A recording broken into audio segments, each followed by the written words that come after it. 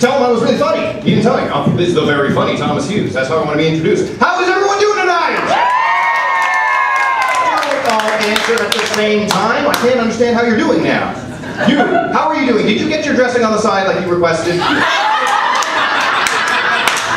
did good.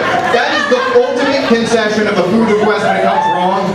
Friend goes, you go, damn it. Friend goes, what happened? You put dressing on my salad. Was it the wrong dressing? No, it's the right dressing. I like to drizzle it on myself. What, you want to say to that? No.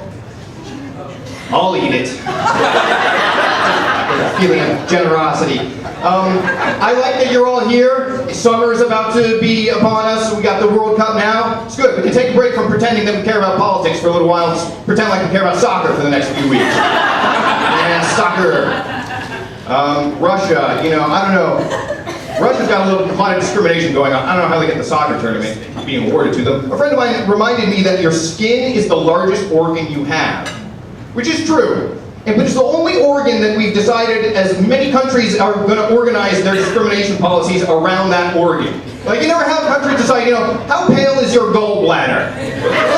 You can make the team, you can't. Higher education opportunities, it's all gallbladder related. No, it's just skin color. I don't get how we decide. What I'm saying is racism is wrong. It's unjust. But it's also very strange. It's a very strange origin of the color of the organ. Is the reason we're going to discriminate. But Russia's got more than that. They discriminate against skin color, they discriminate against gallbladders, they hate gays over there, political opponents, and yet they got the soccer tournament. I thought that no country that violates human rights norms should have the soccer tournament, then they gave it to USA in 2026. I thought, everyone has their problems, we'll work through them. Russia with the soccer tournament. But, we've got a lot of human rights issues here, it's true. I went to a protest the other day. It makes me feel very noble to protest things. Also very superficial. Just a friend of mine he goes, hey, we're going to go protest. You want to come with us? I go, how many people are going? Instantly, the good feeling is how many people? He goes, oh, there's going to be thousands. Thousands! Always an exaggeration. You never trust the organizers of the protests. You never trust the police undercut it, the organizers oversell it. We'll never know how many people are actually at these protests. But I say, all right, well, yeah, but who's all going? Again, not the point. We're supposed to be passionate about this.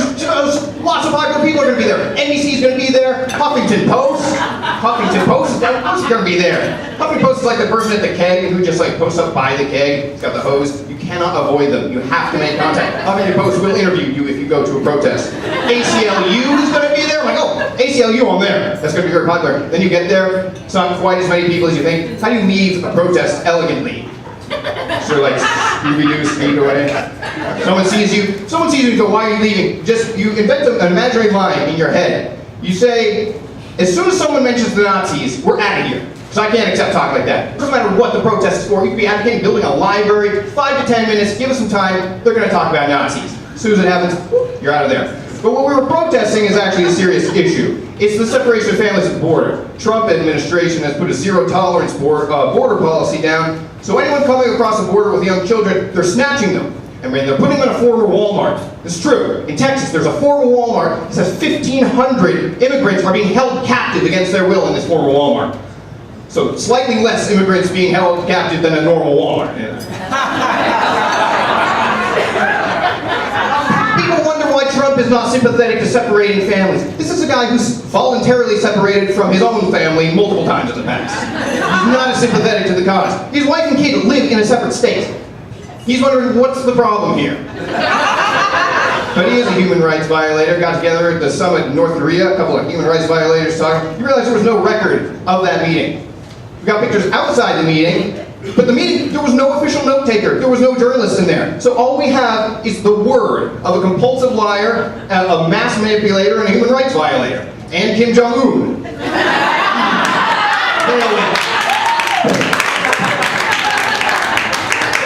And even though that's a joke, because that's what we're doing here today, seriously, if Trump came out and told you what happened in the meeting, wouldn't you think to yourself, okay, let's ask Kim what happened in the meeting. I want to know what happened in that meeting.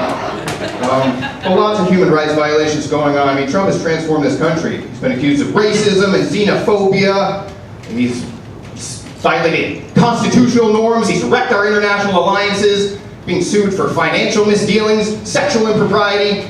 If I've learned one thing about observing this political era, it is people really hate Mike Pence. We get rid of Trump at any time we choose to, because all those crimes he committed, but people are like, we don't want Pence. That's all I hear about politics. Anyone who's in the know is like, I don't know, you think that's a good idea with him, and then we're left with Pence. What is the deal with Mike Pence? He's just squinting all the time. Somebody get this guy her eyeglasses. He's like President of the United States. I don't know. A lot of people say Mike Pence looks like a cult leader. I assume a lot of people say that. I can't have been the first person to say that Mike Pence looks like a cult leader. And a weird cult, too. As long as they would organize their belief system around gallbladder discrimination or something.